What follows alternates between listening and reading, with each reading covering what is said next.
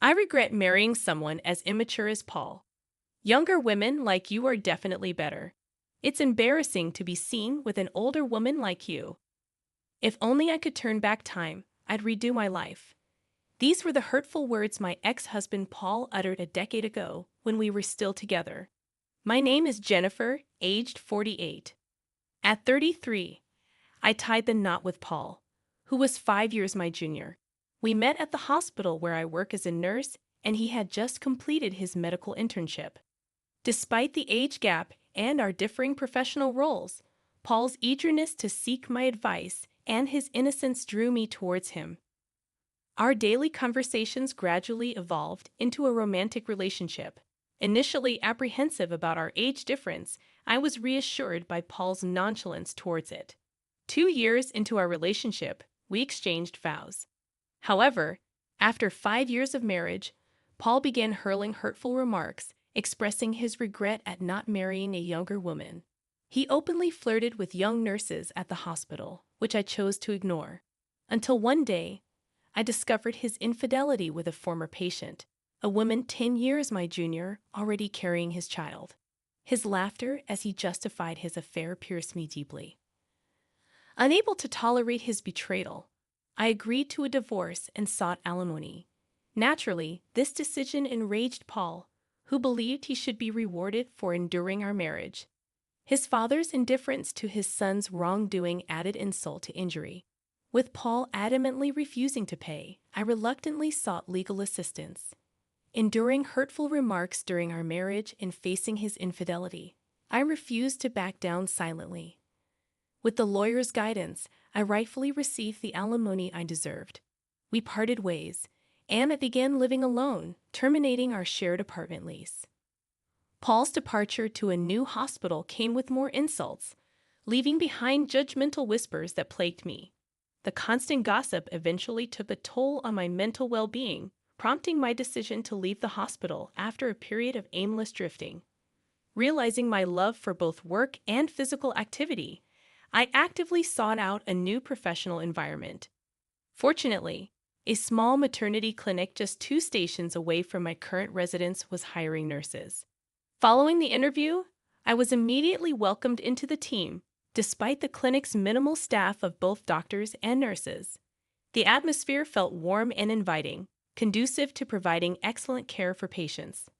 During one of the clinic's relatively calm days, a pregnant woman, referred from another hospital, arrived for her appointment.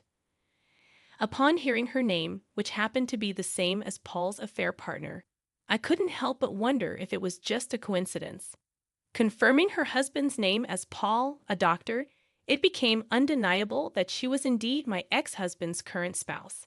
Despite the unexpected encounter, I hesitated to reveal their connection to anyone else. As days passed, I found myself unable to address the situation. Then, one day, Paul and his wife came in for a checkup. Paul's eyes widened in surprise upon seeing me, clearly not expecting our paths to cross again. Truthfully, I had hoped to avoid such encounters, especially in a setting like this. "What are you doing here?" Paul's accusatory tone made his wife realize who I was. "Wait, is this? Did you come here to harass us?" His words stung, and I struggled to explain that I had been working at the clinic long before knowing of their proximity. Disregarding my explanation, Paul continued his tirade, accusing me of stalking them and causing trouble.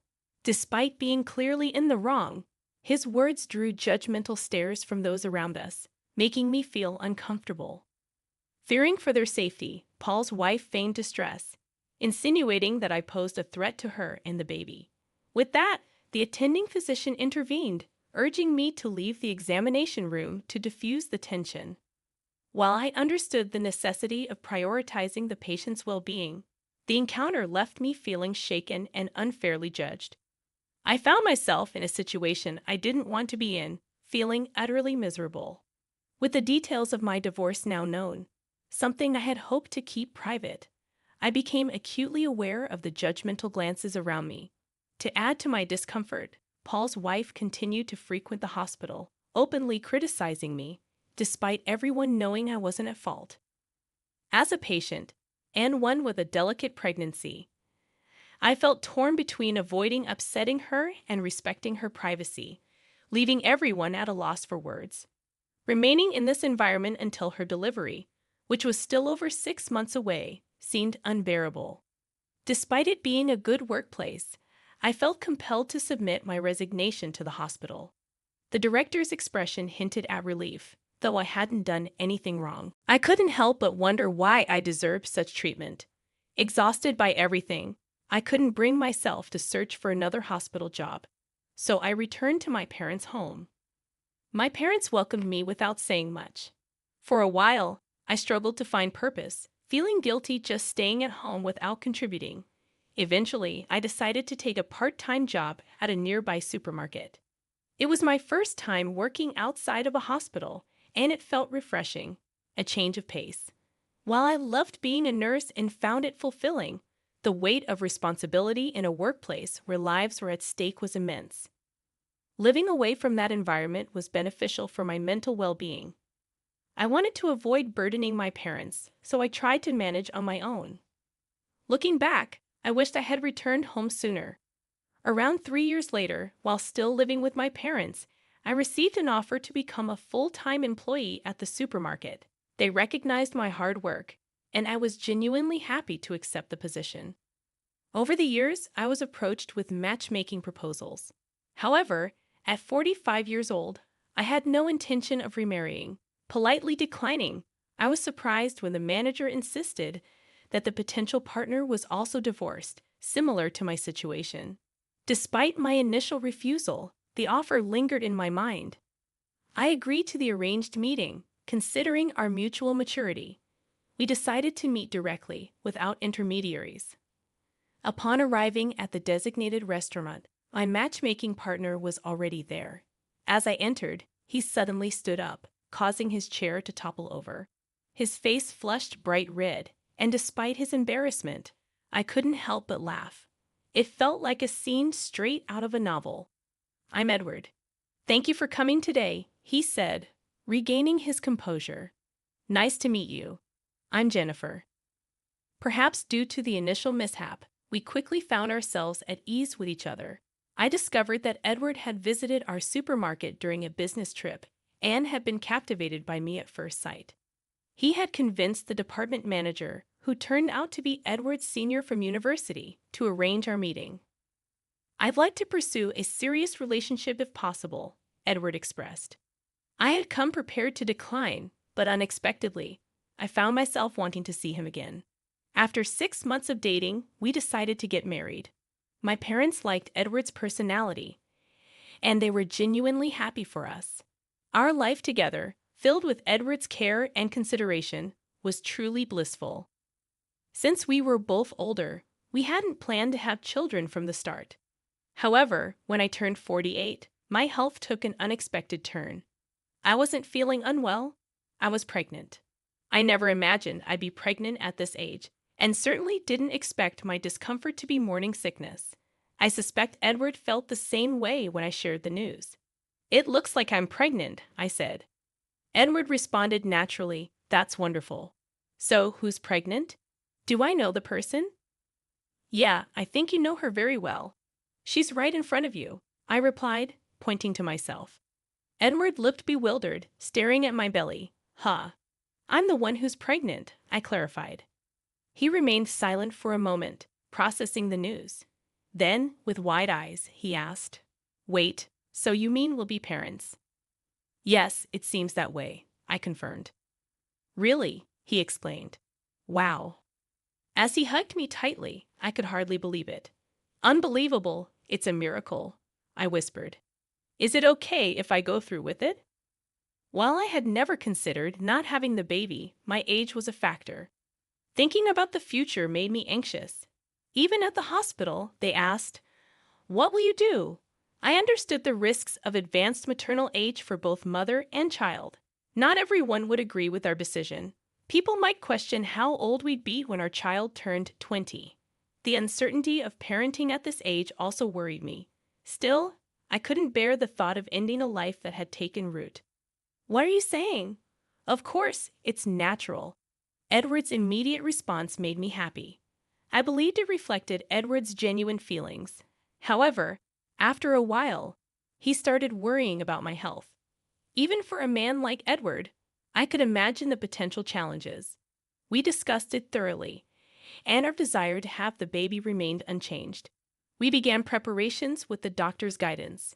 Both our parents were surprised and concerned, but they were genuinely thrilled. And so it was decided that I would give birth at a well-equipped, large hospital. The obstetrician was a very caring and competent doctor, which was reassuring. On one of the prenatal checkup days, not only the obstetrician but also an internal medicine doctor came for extra precaution. Edward was supposed to be there too, but unfortunately, he had urgent work and couldn't make it. So, I entered the examination room alone. To my surprise, there was my ex-husband Paul. Honestly, encountering him again in such a place felt unbelievable. Ha, seriously. You're a 48-year-old pregnant woman. It's impossible to give birth at your age. He burst out laughing. The obstetrician and the nurse present both had puzzled expressions, but Paul paid no attention. You have no right to say such things. I'm just concerned, I retorted. A grandma getting pregnant? It's gross, he continued. Is that how you treat patients?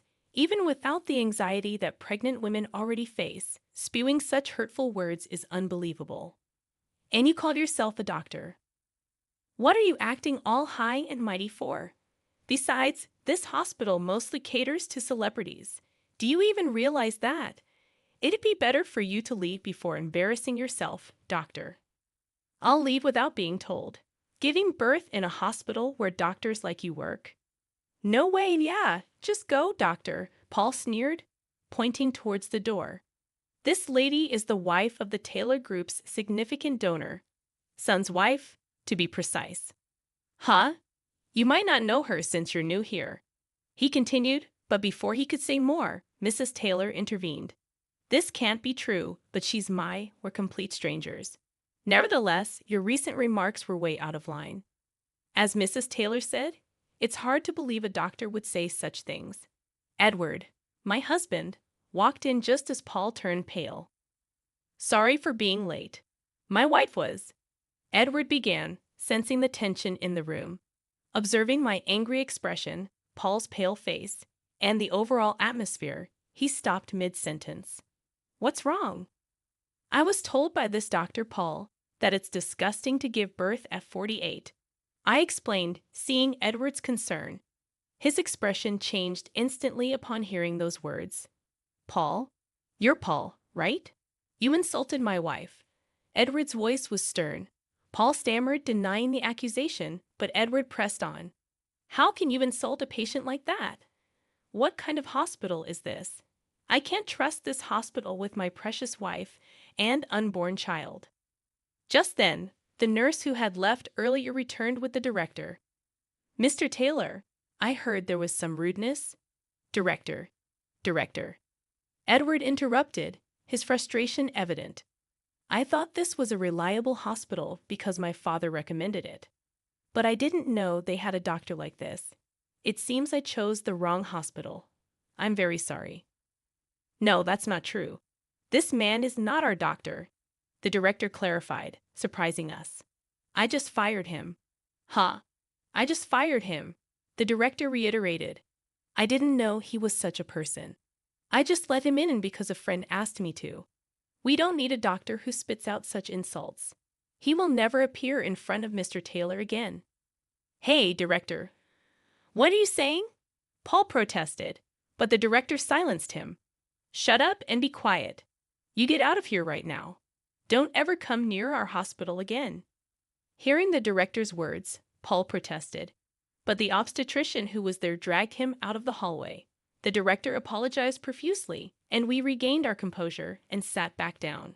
However, Edward was still angry. Did you kick him out because my father donated to this hospital? If not, would you let a doctor like him run wild? The director shook his head and explained.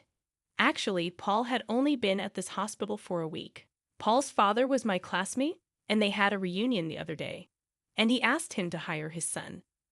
He had no idea he was such a person, and he looked truly sorry. not all the doctors at this hospital were like Paul. The obstetrician in charge was a very good doctor.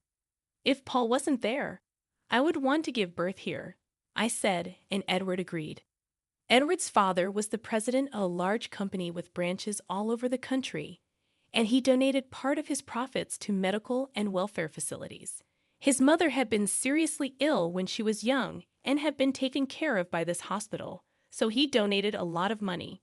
That's why his father recommended this hospital for my delivery. A few days later, Paul contacted me and begged me to ask the director to hire him back. If you ask for him, maybe he'll reconsider, he pleaded.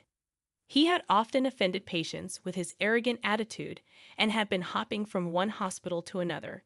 I couldn't believe he kept making the same mistakes. His father had told him that if he got fired again, he would have no future. But I couldn't help wondering if his father's leniency had made him such a man. Edward was next to me when Paul called. He snatched the phone from me and yelled at Paul, threatening to report him to the police for harassment if he ever contacted me or came near me again. He must have been scared because he never called again. Sometime later, I stopped by a convenience store on my way back from the hospital and saw Paul working there. Apparently, no hospital would hire him anymore. He was crying his eyes out, saying that his wife and child had left him. But I felt no sympathy for him.